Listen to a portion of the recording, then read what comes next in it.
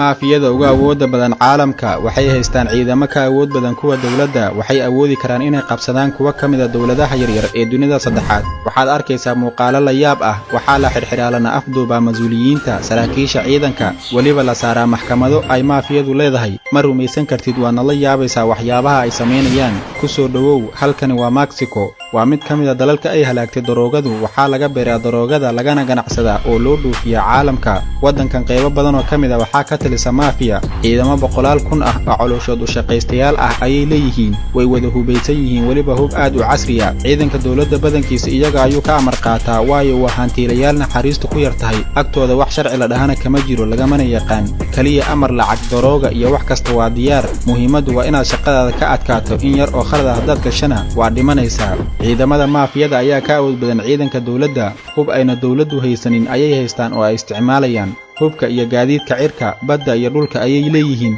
waxayna ka dhaqaale iyo miisaaniyad badan yihiin in badan oo kamida dawladaha yaryar ee soo koraya dawladdu iyadaaba ka gaabsata waxayna la gashaa heshiisyo iyo inaan rabshado iyo dagaal culus ku dhexmarin magaalooyinka dhexdooda daroogada ayay dhoofiyaan kana ganacsadaan dawladda indhaheedoo shan ah waxbana kama qaban karto oo waaba la weerari Mexico waa dal weyn laakiin gudaha waxaa ka xukuma maafiyada caalamka ugu awoodda badan waxay soo qabtaan taliyaasha ciidanka ay u arkaan inay iyaga afaarahooda ka soo horjeedaan maxkamadooda la saara lana daldalaa wadankan waxaa ka jira kooxo badan oo qaarba gobolla ka taliya labadan kooxood ayaana uga awood badan Jalisco iyo Sinaloa dawladdu waxay ku baaqday in xalka kaliya ee kooxahan ay tahay in la heshiiyo oo kaliya haddii kale wadankaba iyaga la wareegaya mararkay xaaladdu faraha ka baxdo waxaa loo diraa warqad codsi ah hadda waa codsi inay miiska wada hadalka yimaadaan oo lagala hadlo waxay rabaan maaha sharciga iyo inay khaldan yihiin waa inay siday jecel yihiin loo fududeeyo oo kaliya waxa laga wada hadlayo labadan kooxood waxay haystaan ciidamo aad u awood badan una tababaran isugeynta labadoodu way ka awood badan yihiin dawladda hubkooduna wuu ka casrisan yahay kan dawladda wayna ka dhaqaale badan yihiin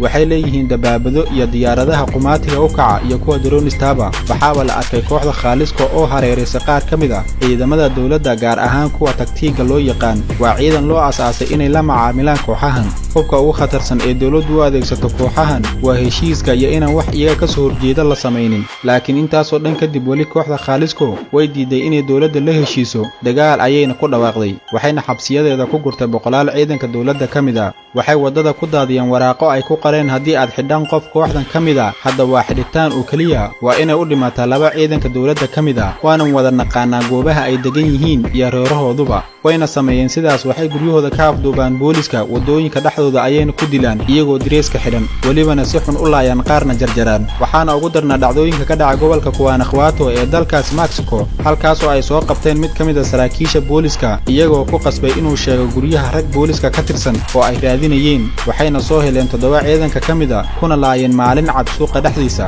sanadkii 2018 ayay in ka badan 50 kamida ciidamada booliska ku laayeen suuqa gobolka Guanajuato oo kaliya dakhligooda ugu badan wuxuu ka soo galaa daroogada waxayna u dhoofiyaan 90% Mareykan hub iyo waxyaabo ay ku sii adkeynayaan awoodahooda iyo dhaqaalahooda ayayna ku badashaan markii hore kooxda kaliya wadanka haysatay waxay ahayd Sinaloa kadib 2009 ayay isku dhaceen mid kamida raggii ugu adadka kooxda iyo kuwii ka sareeyay wayna xidheen oo aad u ciqaabeen uu ka baxsaday ugu dambeyntiina wuxuu asaasay koox u gaar ah oo uu u bixiyay Jalisco isagoo ka bacdowsanaaday kooxdii hore magaciisuna waa El Chapo Guzman Mexico kooxahan ayaa ka ah dawlad iyagaana go'aanka u dambeeya leh sidaad u aragtaa adigu kooxahan nagula wadaag qayb hoose commentiga wadna ku maadsanta daawashada muuqaalkan midka xiga intaan ku kulmayno amaana Allah